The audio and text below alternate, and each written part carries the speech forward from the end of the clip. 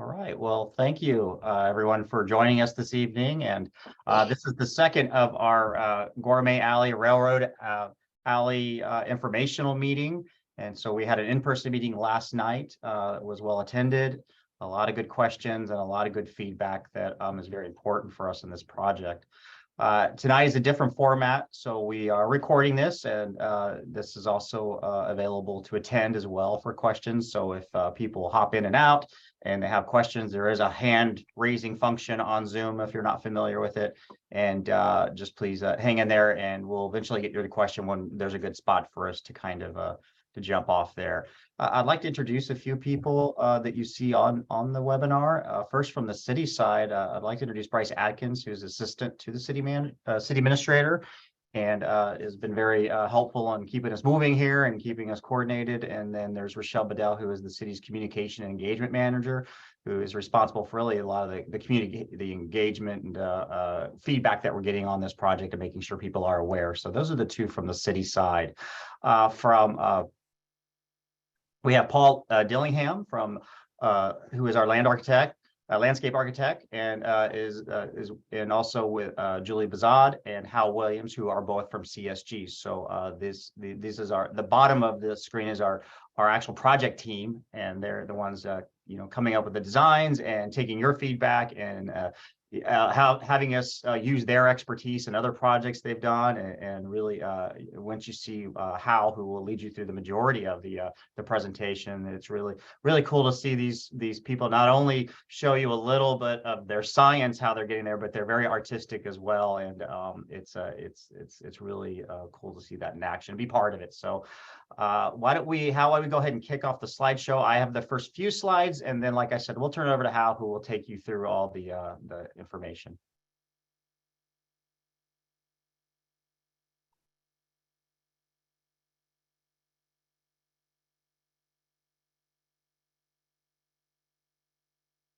All right, it's up. Okay, so tonight is Gourmet Railroad Alley's pedestrian and bicycle beautification improvement project. And a little bit of what we're here to do tonight and how we got here. So the meeting overview will start with the project background and the project timeline. The timeline is extremely important on this project. It is grant funded and it has deadlines. And so we also want to talk about the grant objectives and the design goals. And so you'll be able to hear what we're trying to achieve with this particular project. Next is the site analysis. Most people are familiar with the alleys from 4th to 7th Street on each side of, back of Monterey. But, having professionals evaluate the circulation and the parking and the ever important trash collection, which is a big part of this grant as well, is part of that site analysis. And then also looking at the existing conditions. There are opportunities and constraints. Not the entire area is not developed. This is a kickstart type of grant that encourages development and retail and commerce in the area, and then also a pedestrian setting. You'll see from the drawings and the information that you get, this is very much intended to be a pedestrian friendly type of project that connects a good part of the downtown with lots of opportunities for activities. You'll see the design concepts and some of the different thoughts that our folks have about what you can go with and what kind of layout alternatives and designs that they see as fitting Gilroy. And so as I like to tell people, this is not our town. It's not their town either. It's your town. And so your feedback about what works for how you feel about the community is very important. And so you're going to see a few options. And then some materials and furnishings. That's the final product is what kind of things do we have out there for you to use and utilize. And so inspiration images and precedent studies, and then long-term master planning. We remind people quite often that this grant is really just kind of a start, the foundation of what we hope to generate in that area. And so this is more of an infrastructure, kind of giving you the setting so that we spark interest in companies and retailers and commerce to expand on what we've been able to help build. So a lot going on here, but this is the first project and not the last in that area. Go ahead. Okay, let's talk a little bit about the project background. And so this is, this grant can be called a lot of different things, but at the beginning of the day, it is a Clean California grant. And it was provided by the state of California in the amount of $3.9 million in March of this year. So just about 7 months ago. And so once we received the grant, the clock really started ticking. And you can see from this scale that right after March, we get the grant paperwork all in with the state of California. The city goes to the city council and awards a design contract. And so that's where you see Dillingham and CSG here. So they were successful in bidding for the project, and we had them on board very quickly. And we have to, because the project timeline is not flexible. It has a certain amount of months that we have to spend the money in accordance with what the original grant application had. So it was important for us to quickly get to the public, which we started last night and we're continuing tonight. And so that public engagement is this month. And so that will give our designers the opportunity to spend the next months finalizing the design and getting it ready for construction bidding. And so as you can see, in probably about a year, maybe even less, we will actually start tearing up that whole area, both alleys, and doing these improvements that we're talking about tonight. So from a real timeline standpoint, the project is really about less than 24 months, and very serious about spending that project and staying on schedule to ensure that we get the money from the state that we were awarded. So very quick timeline. So grant objectives. Again, Clean California Local Grant Program. The City of Gilroy was the only city in Santa Clara County that received grant funding, and we received one of the largest amounts as well. So I'll be honest with you, we put the application in not thinking we had much of a chance, and learned a very valuable lesson that if you don't ask, you have no chance. And so very fortunate that state of California recognized the need for us and provided us the funding. So these grants are funds for local communities to beautify and improve local streets and roads, parkways, pathways, and transit centers to clean and enhance public spaces. So that's very important to note that a lot of the pictures that you're going to see, you see a restaurant there, or you see whatever, that is not the intent of the grant. The grant makes this a nice place where, somebody like an incubator in some ways, where someone may want to expand their current restaurant out in that area, or come in with a new idea or new concept. So if you've seen the alley and you've seen pictures, you're going to see pictures. There's a lot of beautification and things that can be done back there, and this is what this grant will do. It is design and construction to provide litter abatement and renovate and beautify Railroad Alley and Gourmet Alley. The grant does not cover art installations, murals, some of those types of things. We do have opportunities. Again, this is not the last project going forward if we want to do a public art component or something like that, but that's not part of the scope of this project. And a lot of items that you may come up or you may have ideas for may be very, very good ideas, but just wouldn't be allowable by the grant. The grant has already kind of constrained what we can do. They saw our idea, they said do that, but the grant doesn't exactly encourage you to go outside of that. So all right. The grant only funds those elements of the project listed in the grant. So if you have an idea that you want to do something on 1st Street or 10th Street, we're just not going to be able to do that. That's not part of the grant award.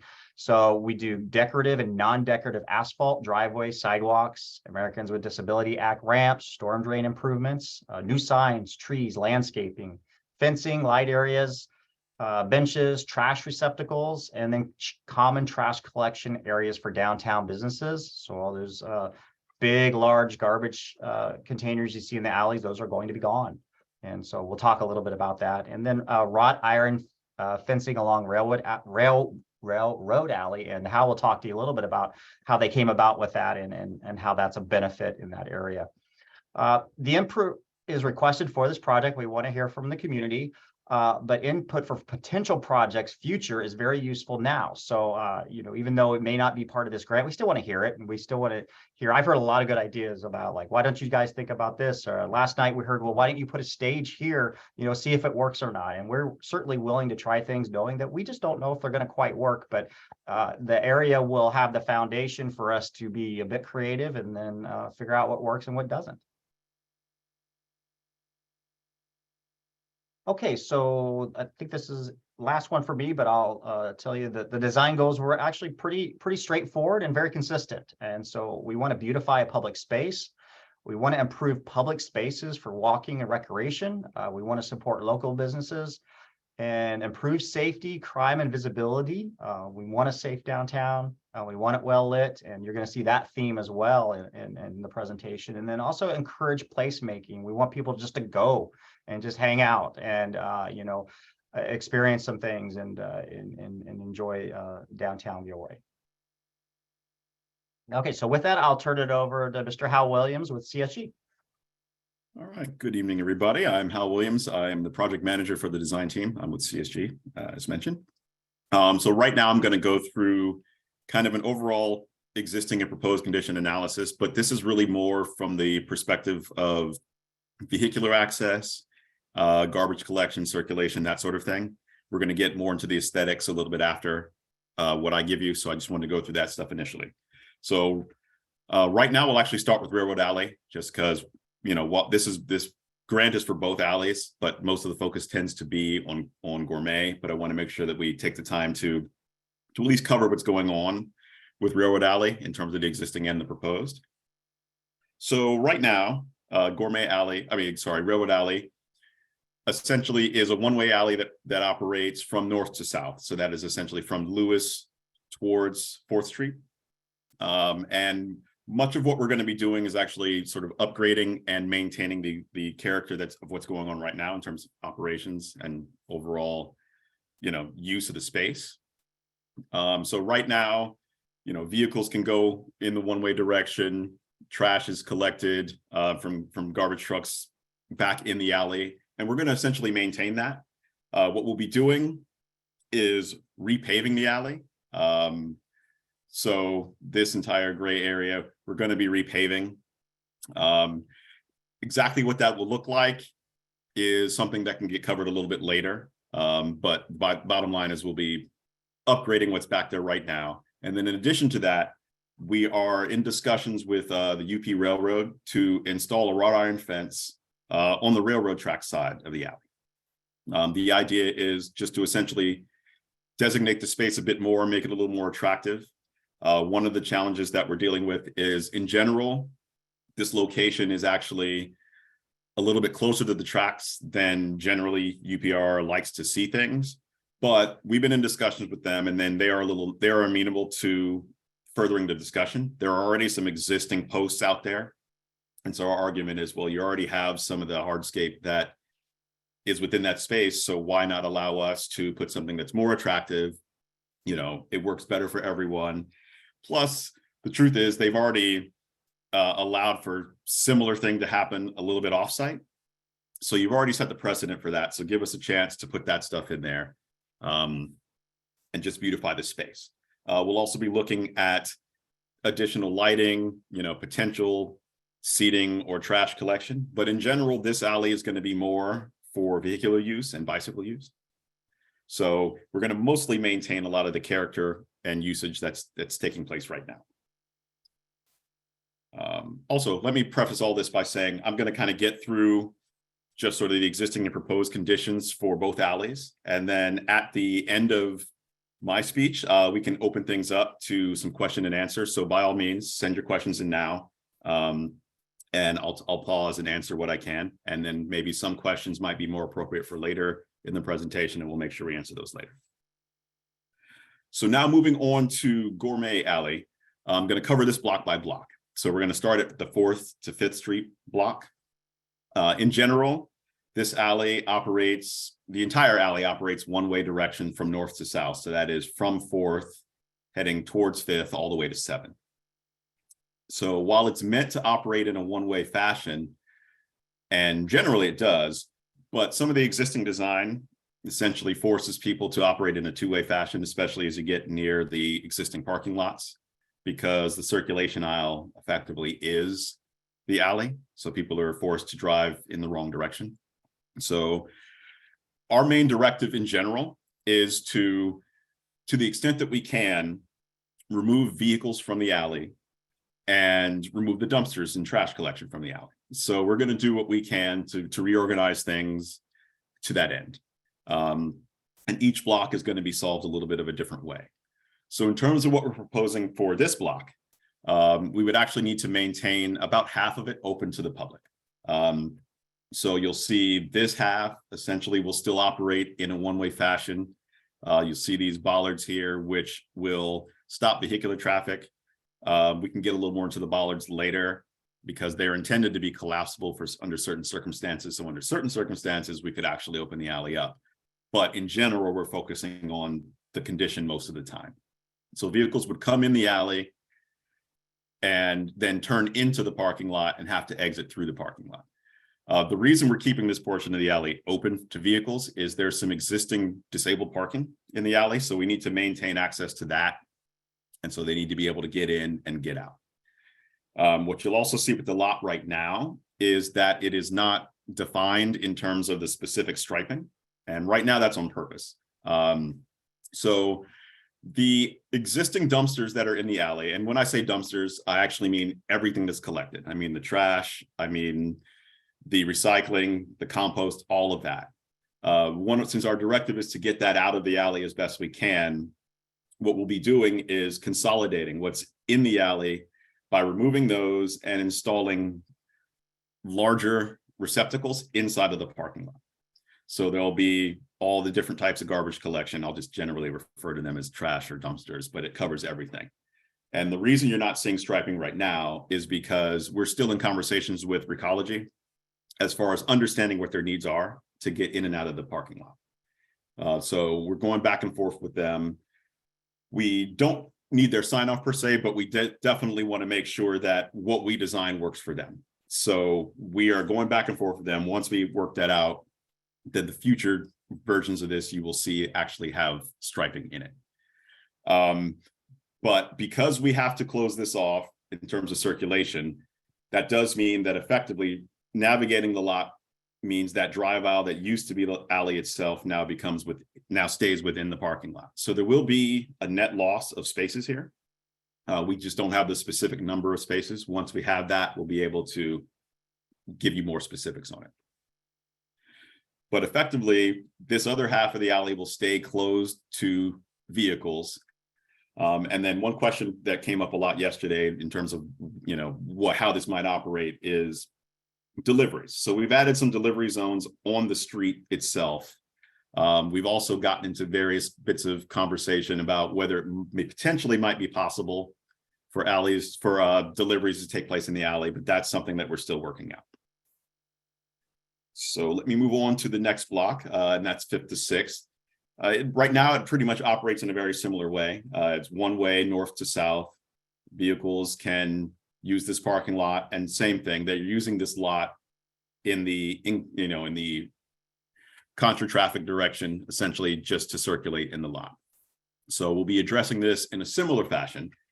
But in this case, I'm actually going to show you two different alternatives in terms of the solution. And I can get into the details of the difference between the two in a minute. But so right now, what we would be doing is in general, closing the lot off with bollards. So this portion of the alley is going to be closed to vehicles, but this portion under this scenario, at least, would stay open two-way actually. And the reason that's staying open two-way is there's an existing lot right here, a private lot where we're trying to maintain access to those spaces. So in order to make that happen right now, the alley would need to be two-way in this direction. It's not wide enough for 2 lanes per se. They would have to actually kind of navigate going in and out in opposite directions, but we're maintaining the space there. But similar in terms of the rest of the details, the dumpsters would come out of the alley itself, go into the parking lot. Recology would come in and out of the lot to make things happen. But the specific striping is something we would get to later again. And same thing in terms of deliveries. Deliveries would be out on the curb, would have to wheel down the alley to get where it needs to go, unless we work out some other delivery solution. And then in terms of the other alternative, and in that alternative, we are not providing access to this lot. So it would be closing up the entire alley to vehicular use, and it would only be for essentially non-vehicular usage. Under that scenario, we would take the 5 spaces that are in here and find a way to put them inside of the city lot. It's just sort of a question of whether that can be worked out with the city and the owners. So for now, we're showing both options, and we will have to work out which one of them takes place later. And then moving on to 7, similar situation in terms of the vehicles going north to south. You'll also see there's an existing lot under construction. The city's working on it. It's an independent project, but it's adjacent to what we're doing. Garbage collection still takes place in the alley and all of that. Under our new proposed scenario, first and foremost, we would actually switch the direction of one-way traffic. So now you would go from 7 to 6 instead of 6 to 7. We would still consolidate the garbage collection. They would come out of the alley proper, and they would be put inside of this lot here. So the parking would go away, but access to the dumpsters and garbage collection would take place there. But in order to do that, we have to maintain the access for the vehicles to get in and out to collect the trash. So effectively, this one would stay open to vehicles full time. You might wonder why we're not doing something similar, where we take these and put them inside of this lot. As much as anything, it's a bit of a timing issue. That lot is already designed, it's already under construction. So it might be possible at some point in the future to examine the concept of taking these out and putting them somewhere in the lot so that garbage collection comes in and off of Eagleberry, but they can't do that. We can't do that right now. So if that does become possible at some point in the future, then we would really put up bollards in this block as well to close off the alley to vehicular traffic. But that's something that would have to happen a little bit further down the line. And so with that, I should hand it off to Paul so that he can run the show on the pretty stuff. Hal, did you want to stop for a second? Oh, yes, for I'm questions sorry. at this point? My apologies. We should stop for the questions. I'm getting That's ahead. okay. So if you have questions regarding that part of the presentations, feel free to type it in the Q&A or go ahead and raise your hand. And Hal, we do have one question to begin with. It says, looks like garbage collection is identified in the triangle I own. So I think it was that last slide that you were showing.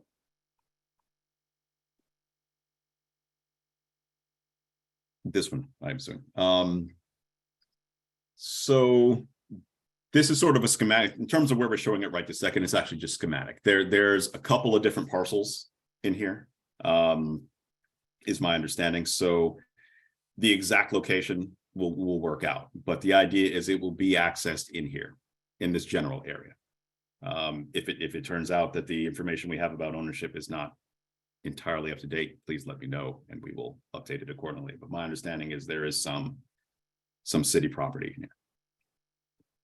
Okay, sounds good. And that's the only question we have for right now. So I think we're ready to continue on. All right. In that case, Paul, I will hand it off to you. Great. Thank you, Hal. Let me see if I can share my screen. I think it's still your screen, but we can go with your screen if you're gonna move the slides. Great. Thank you. My name is Paul Dillingham. We're Dillingham Associates. We're landscape architects and planners and urban designers. Worked with the City of Gilroy and with CSG, and we're really excited about looking at the alleys. It's a really exciting project for any town, and from what we've heard, it's really exciting for Gilroy. And people have been talking about this for a while. City's done a great job of getting this grant. So we're going to talk more about the pedestrian environment in the next few slides, but first I'm going to look at the existing conditions in a little bit different lens here, and then we'll look at some photos. So in this plan here we have the same orientation. North is to the right, train stations to the left. Old City Hall is on the there at 6th and Monterey, and then Gourmet Alley is right there with the 3 parking lots. And here we're showing the striping for the new parking lot, so you can see that quantity. At this scale, you can really see how much of the downtown is devoted to parking and will be in a couple of months, that new lot coming online. We also have city-owned parking lots on the east side of Monterey. And of course, the 2 existing lots behind Gourmet Alley, which are being slightly renovated as part of this project. That's a bit unusual for downtown, so that's I think a good opportunity that we rework a little the parking and how it interfaces with the alley to make the alley work better as the goals of the grant, for the pedestrian use and for the seating and dining opportunities. A bit of explanation about these drawings. Some of these are designed to be shown on the board that we had at yesterday's meeting. At the end, we can zoom in a little so you can see a little if there's questions about one area or another. The colors here, we highlighted in orange as part of our analysis here, ones that we believe are mostly focused on food and drink, brew pubs and restaurants, because those are really key businesses that can take advantage of a rethought alley space more than some other businesses can. So we want to see how many there are right now. And of course, a lot of changes going on. And so they're in blue. You can see we have a couple different shades of blue showing businesses and buildings that appear to be under development or in the planning stages or getting permits. So there's a lot going on. And a lot of those we believe also will be in the food and drink kind of realm that downtown's known for. Is there anything else we need on this slide? I think let's go on to the next slide. Here's some of the opportunities we already discussed that align with the project goals in terms of pedestrian and dining space, but also the identity and the placemaking, and there's the lighting. And the constraints, I think everybody's familiar with. We're trying to improve the safety and visibility, but by constraints here, we also mean things that we'll have to work around too. Litter and dumping will be improved, but we still want to be able to anticipate some new problems that may come up due to reconfiguration.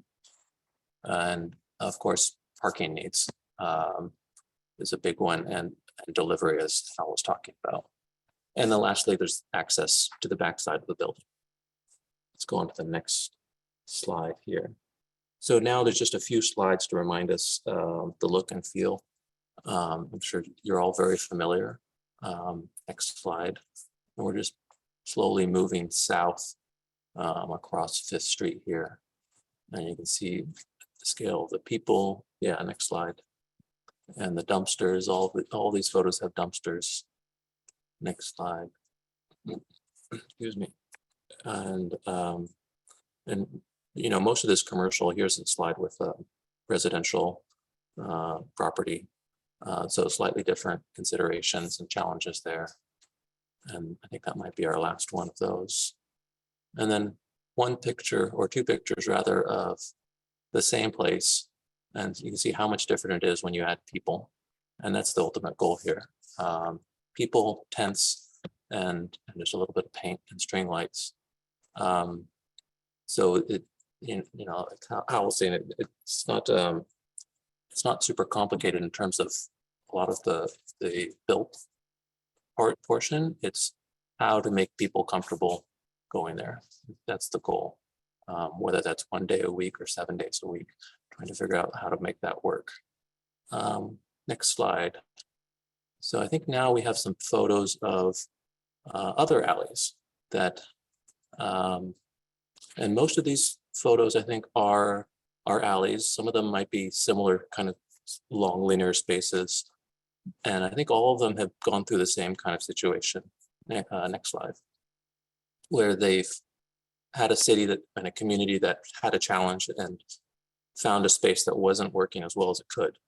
And they went through a long process to figure out what to do about it. Next slide.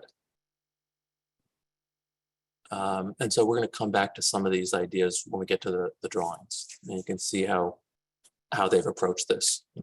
They've used different materials. They've allowed cars into some spaces and not others. Next slide. They've brought in planting, brought in seating. Next slide. Some of these have overhead structures or canopies or lights. Here in this one, you can see this is actually historic, but they still have the old drainage. Next slide. And then flexible spaces that where there's not too much put in except a nice clean slate of paving, but it really allows for events and for people. You can have markets or you can have dining. Next slide. Or just walking. Next slide. And then here's another one where you see the same place at day and at night. So really trying to think about when is the best time. It can be more than one time a day, but it does feel different in both. And we know Gourmet Alley, right now it feels like the number of bars there is an opportunity that give it a different feel at night. It can really take advantage of that. Okay, let's go on here and look a little bit of design ideas.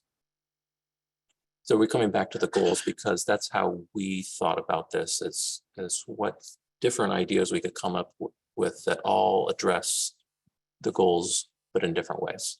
So again, as Jimmy was saying, we have beautification, walking and recreation, supporting local businesses, restaurants and bars, but other businesses as well.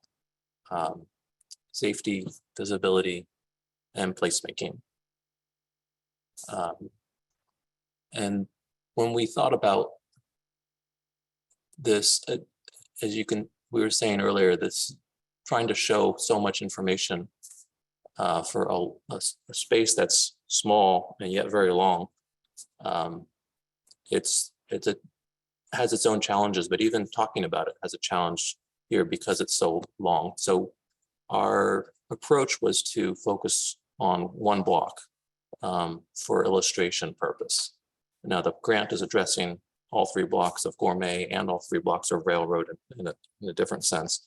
But this illustration is on one block for that kind of purpose so that we can talk about it. And of course, you can't see too much at this scale, so we will zoom in a little bit. This is from 5th to 6th Street. There's that large existing parking lot that Hal was discussing. And I think when we zoom in, we can see a little bit more of the businesses there, the Taqueria, the Chamber of Commerce, the Gilroy Dispatch, and some of the existing bars at the south end, Promised Land. Let's go on to the next slide. Here's the same drawing. And now we're coming up with 3 different concepts, and we're illustrating them on the top half of the screen.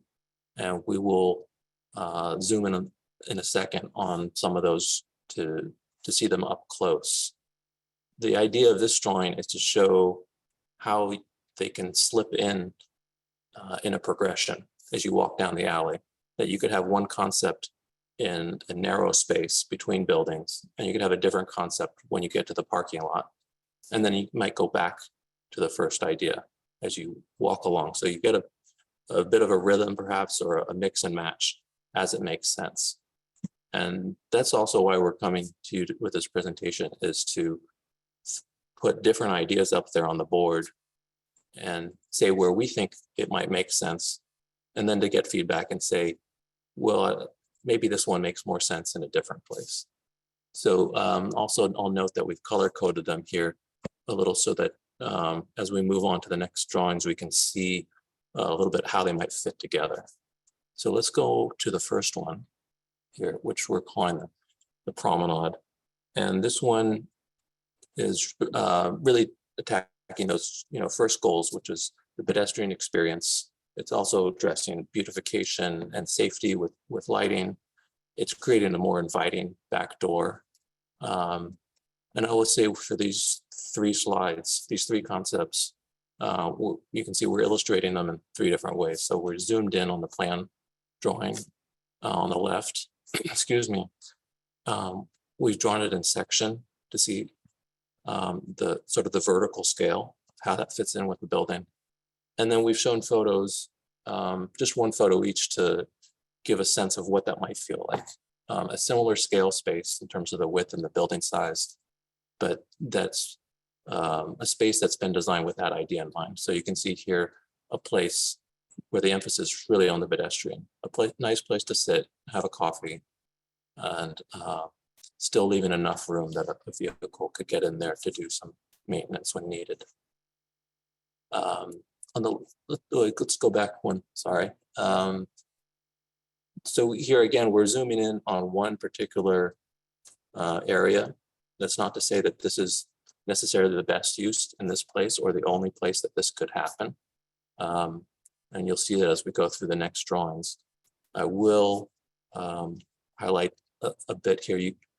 If you can see it at this scale, we're showing a little bit of texture to the ground plane to show that this is now a pedestrian kind of paving, emphasizing that experience. The triangles that you see on the left and right, these are intended to show shade cloth. Gilroy gets very hot in the summer, and there's different places where it makes more or less sense to do that kind of opportunity. And then the little dotted line is the string light. We'll look a little bit more at lights later, pole lights, string lights, but the string light and canopy together, you'll see in all of these drawings, is one way to indicate this is a pedestrian space and also to bring the scale down. So now you have an overhead experience that, that makes it clear this is not Monterey Road. It's not for large trucks. And then in green, you see some trees and some planting. We'll talk a little bit more about that later. The scale might not be right. We're showing a little bit of ambition here maybe, but that's another way also to bring shade in, and shade trees in the parking lot, of course, is an opportunity that may be possible as that gets reconfigured. So that's the promenade concept. The next one is focus more on the seating and the dining specifically. We call it nooks. I'm sorry, the slide title is wrong. Nodes, nooks. We have a lot of different names for these, but the idea here is making places that are a bit inspired by the sidewalk dining experience that you have at some places on Monterey Road. These built installations that you've seen in parking stalls during COVID that create a new kind of place. And this, again, would be in the alley, but they could be opportunities to activate and inspire activity near restaurants and bars. So in this location, again, this is a sample location where it might make sense. Not saying that this is the only option here. You can see that the yellow area is in the plan view on the left. The yellow area is the alley. And then you can see some furniture in the private areas next to the breweries and the bars, suggesting what business owners and property owners might want to do with that space if it becomes a nicer place that attracts people.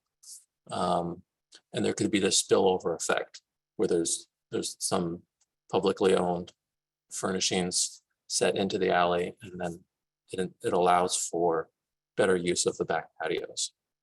Again, in section here, you can see in blue, that's the public right-of-way with the shade canopy and the string lights.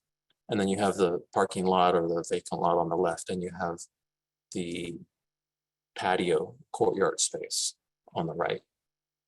And then again, we have an image of a space. This image is a little bit larger scale than Gourmet Alley, but it shows, obviously it shows activation, people using the space, and it shows some built-in materials that you could still treat the left half of the alley with room for access for a car. And by left, I mean on the section drawn at the bottom, there can be some built-in furnishings with room for walking and for vehicles. So that's the second concept. And then the last concept is we call the flex space. Is that next slide? And this idea is for flexibility. It's not to build so much out there and to allow for different uses, not only by different times of day, but also by different days of the week.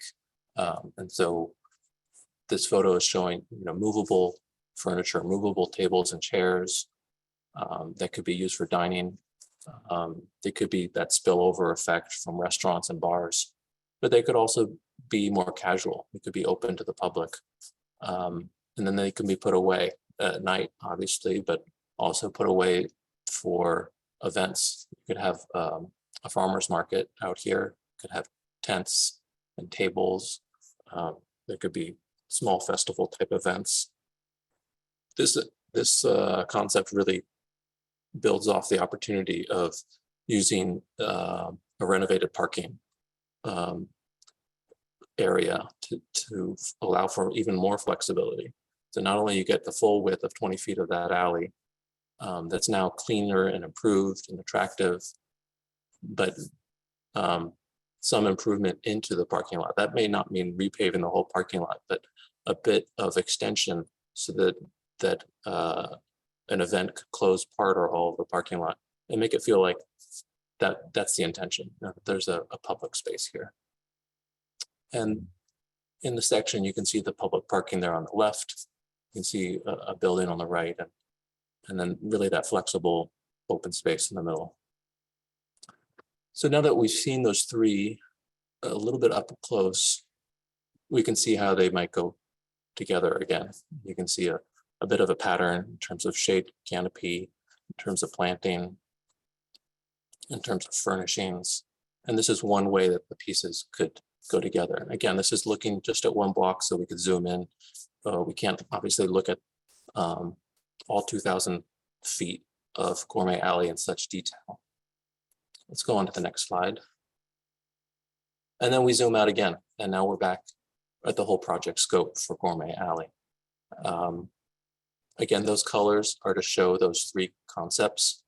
The purple with the walking promenade, the blue with the food areas, parklet-like areas, and the purple and the orange with the flexible space, which really is trying to take advantage of those existing parking lots.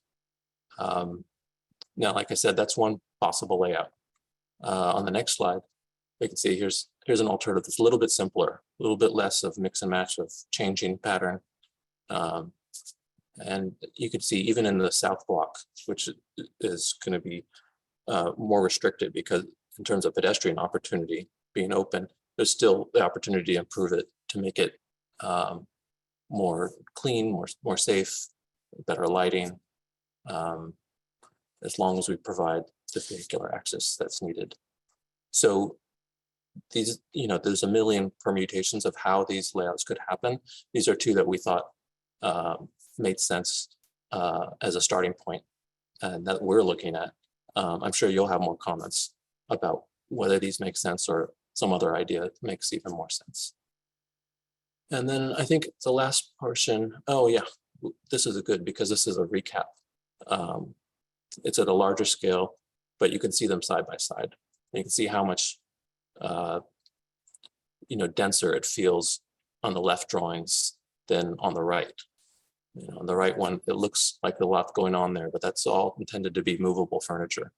So really on the right drawing, you just have the lights and new pavement. And then in the middle, you have some seating, a little bit of greenery. And on the left, you're really trying to make it more intensely used.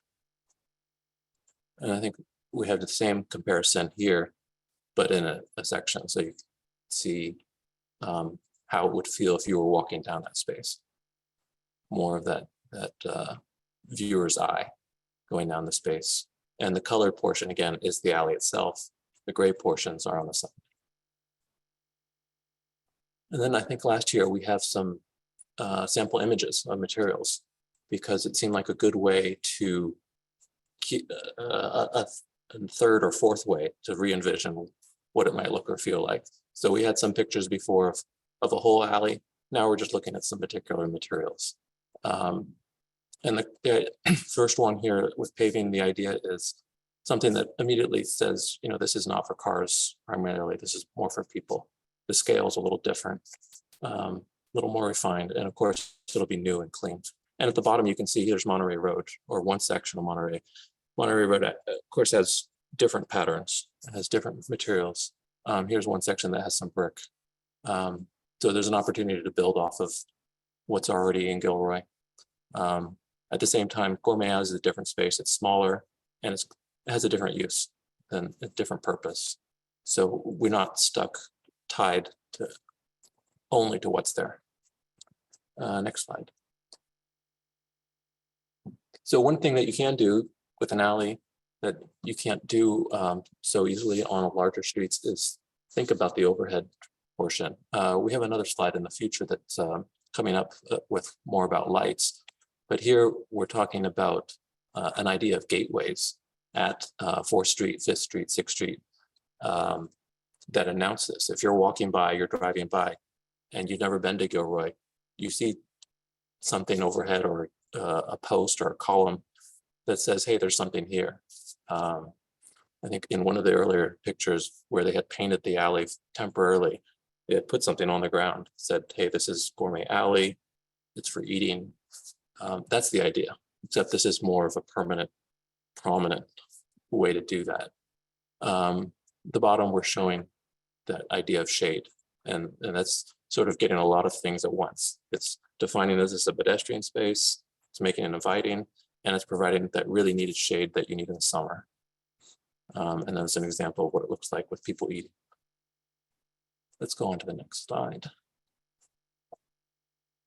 We have 2 slides here about seating because, as we mentioned earlier, there's this interplay where we're trying to get the best of both worlds here, some fixed seating and some flexible seating where it makes sense. So here is the more permanent ideas that you still have a lot of material choices that could be used. I think this is also a good opportunity to mention the idea of themes. This came up yesterday that there's some themes we could tie into the materials that come to Gourmet Alley. One is the historical aspect, trying to use brick or other materials that suggest that this is much of the urban design of Gilroy, downtown Gilroy, still based on, still visible to visitors that come walk down there. Let's go on to the next slide. Here is some examples. Everybody knows what flexible seating here is. The point of these pictures here is to say that these could be easily packed up, either brought inside or just chained up and stay stored outside. And this really ties into that third option we talked about, flexible space. Easy to activate, a lot of opportunities there. Some of the issues here, of course, is how would that work? This is still early. There's 2 main avenues that other cities have done and other business areas have done is that the merchants provide this, obviously in their own property. Merchants would provide their seating, but they could also get permission from the city to bring it out into the alley, and they could coordinate amongst the business district to use similar materials or the same material. Another option that some communities have done, may not be possible yet, we haven't explored yet, is that the city try to manage that. The city is talking about trying to manage these new garbage regimen to make that work, so that the merchants will still pay, but the city will help make that work, that function smoothly. This may or may not be possible with the furniture idea. Let's go on to the next slide. This one, very quick, is just to show some examples of how to use that parking area more flexibly. The images in the middle are showing a paving type that suggests a flexible space that you could see yourself there at a farmer's market with that kind of paving. And the picture on the left is showing another way of closing off spaces with movable furniture, in addition to bollards. Next slide. And in the parking lot, of course, it's going to be a new trash enclosure. As Sal said, we're still figuring out the location and the sizes. And after location and size are determined, then we'll start to get into materials. as Jimmy and Hal said, there is not a direct art opportunity in terms of large spending on art here, but we will be thinking ahead. For example, this picture on the left, you know, if that were the direction to be going, I'm sure the city would work with the community to figure out how big that space is and what kind of opportunity there would be for art on that kind of structure. Next slide. And here is, you know, everything else. It's not everything, just a few. There's some garbage cans to say that's pedestrian space, and mostly bollards. And I apologize that you know, some of these bollards probably are not appropriate for this slide. That Hal said they have to be foldable in a sense. But to say that we're going to look at the aesthetics and how it'll fit in with downtown and fit in with the rest of the alley materials. Next slide. We also have 2 slides for lighting. This is on the left here. You can see that's Monterey Road. It's not a great photo, but you can see that double light fixture. And then there's one photo there, I think, on Lewis Street of a new style. These others are not Gilroy. These are more inspiration images of opportunities to say that this Gourmet Alley is not Monterey Road. Maybe we want something a little bit different. For example, the lower left one is bollard lighting. These bollards are not to restrict traffic, but they're to create lighting in a sense that immediately says this is a pedestrian space and it's not a big highway. And then the next slide is overhead lights. So you have the string lights, many different ways to do that. I've seen that also as an identity opportunity. Communities get together and they have a light that is theirs. It says this is our street. You can see that here on the bottom right. And then I think we have 2 more here. Next slide is some plants. Again, it's a little early to say planting scale. For example, that top in the middle, top picture in the middle shows planters in pots, because that gives us flexibility in terms of the street work, the ground work, and not getting in the way of utilities, not creating root issues. Again, we will look into more what those planting opportunities are. If plants can provide some shade, that's always great, but in this case, it may be more of the shade cloth providing the shade. And that might be the last for those. And then I think we just have one more slide here, which is to reiterate that the goals of this grant project are limited. And these are items that are mostly outside of that grant that should be taken into account by us, the design team, and by you, and by the city, and how it informs the project we're working on right now. But we pulled them out separately to highlight that we can't get too far into these due to the limitations of the grant. Next slide.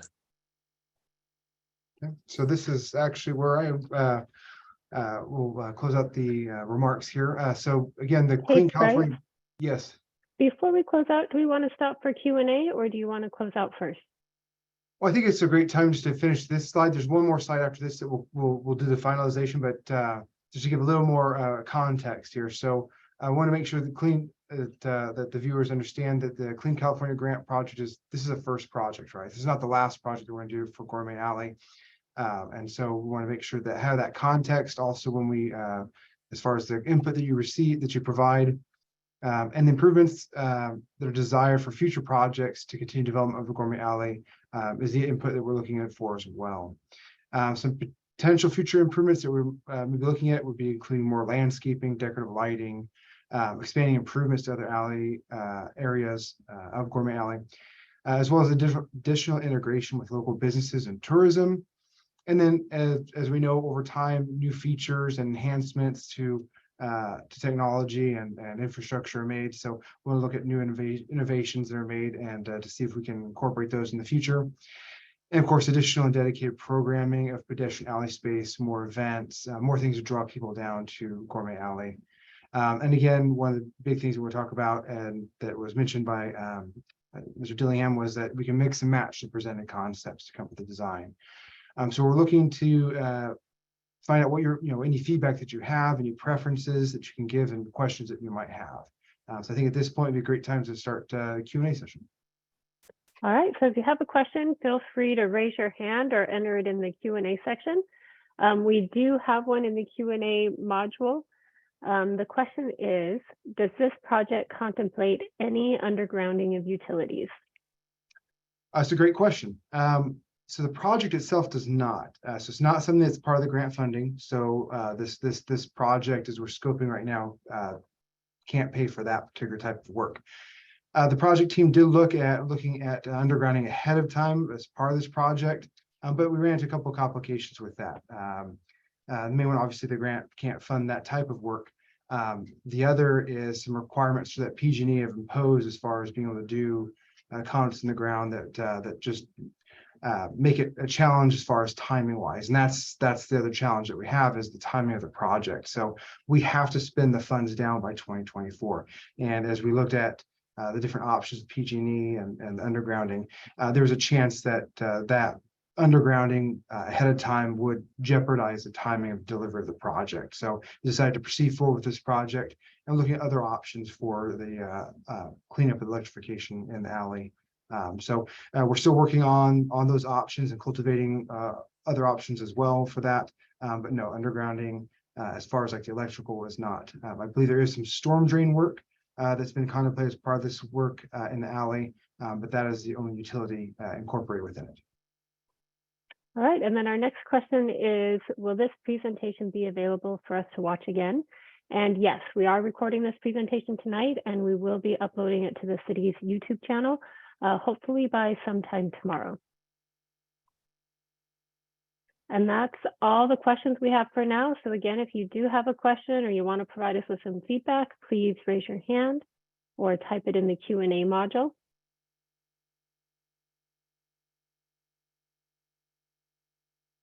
Michelle, as part of that last question, maybe this inherent about whether the drawings will be, or the slides will be there on the website, or is it just the YouTube? We can certainly add the PowerPoint presentation to the city website as well.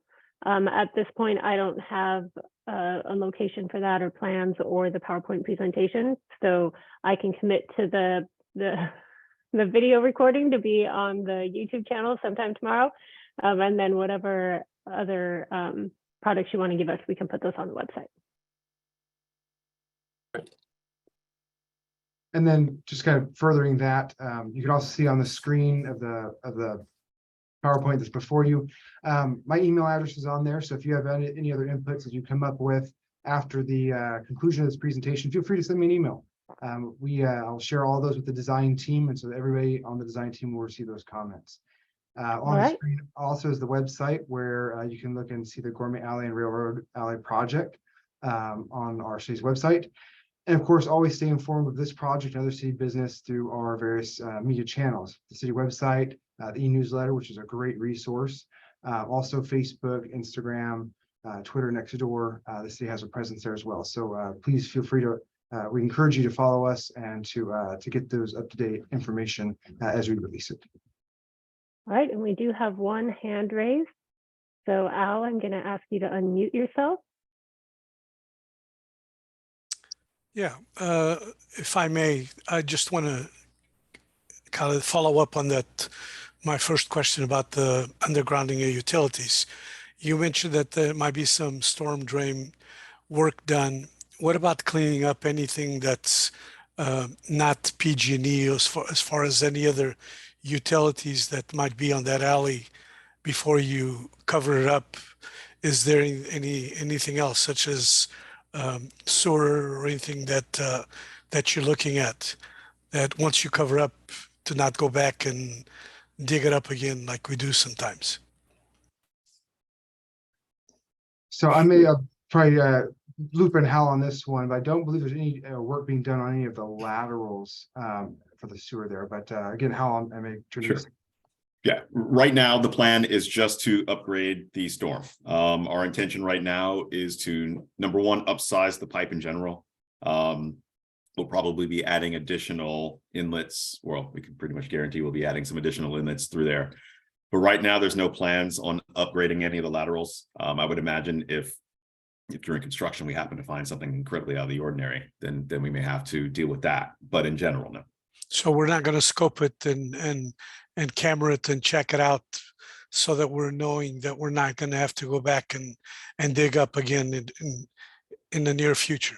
Not That's ahead of not time. part- That would be something more that during construction, if something jumps out, then we would address it. Okay. Then. My last question is on the new parking lot that you're doing by 7th Street between 6th and 7th, where the garden used to be, community garden. That parking lot, is there any intention on feeding from that parking lot pedestrian wise, like a paseo next to, let's say, Porcella's building or any area there that you could cut across and have like a little paseo that people would walk across the alley into the downtown? So that's a great question. So we are developing or constructing as part of that project, like a path that runs along the side of the Gilroy Center for the Arts on the north side. So that'd be next to Porcello. Correct. Yeah, it would be on the opposite side of the green field from Porcello. But yes, it's in that same lot. Or All same right. area, I should say. Great. Thank you. Appreciate it. No problem. Hal, Right. as part of that question, is the type of paving related to his question about digging up the alley or digging it up again in the future? Like unit pavers versus concrete?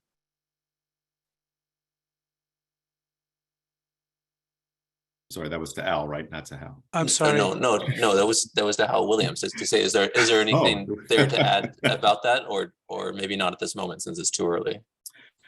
At this moment, it's a little early. I mean, one of the things we're keeping in mind in terms of surface treatment is, what's the likelihood that at some point in the future, we're going to come back and do more work. And that will kind of inform exactly what we put down, because we don't want to put all this in just to have to spend a lot of money to tear it out. So if there are some areas where we're worried that we're going to have to come back and do some work, maybe we do use pavers because those are easier to get out and recycle and reuse. But we have to get into that a little more in the weeds further down the line. If I may just add to what Hal stated, just to give you an example, we did look at, if we're looking at some sort of a stamp concrete or stamp asphalt, certainly just knowing that in the future we may have to go and install some utilities, then we were leaning toward maybe stamp asphalt because it's less, costly, and then it's also easier to get into if we need to install any kind of a utility. So good question, but yeah, we've already had some of that discussion and we are considering other material as well. Okay, and then we do have a question in the Q&A, and then Al, it looks like you have your hand raised again, so then we'll come back to you. So in the Q&A, we have, will the public parking lot closer to Railroad Alley side between 6th and 7th be repaved and striped as part of this project? No, that alley will not be repaved as part of it. They're talking about the public parking lot over there, which is not part of our. Correct. It's adjacent to, but not part of this one. So it's not actually being repaved as part of this. All right, and then we have Marlene with a question. Marlene, I'm going to ask you to unmute yourself.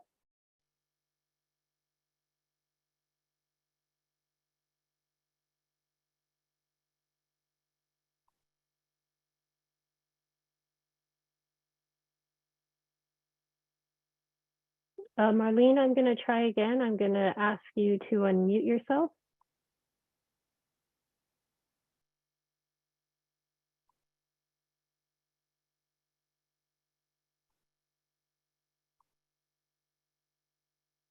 Marlene, I don't know if it's not working. Perhaps you can type your question in the Q&A.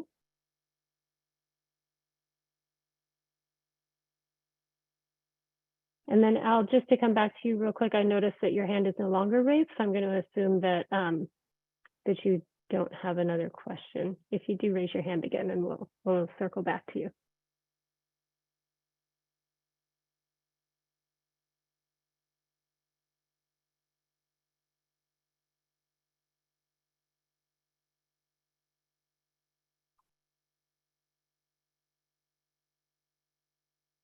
All right, and Marlene, I'm not seeing anything from you. If you do have an opportunity to throw your question in the Q&A, we'll give you a few more minutes to throw it in there.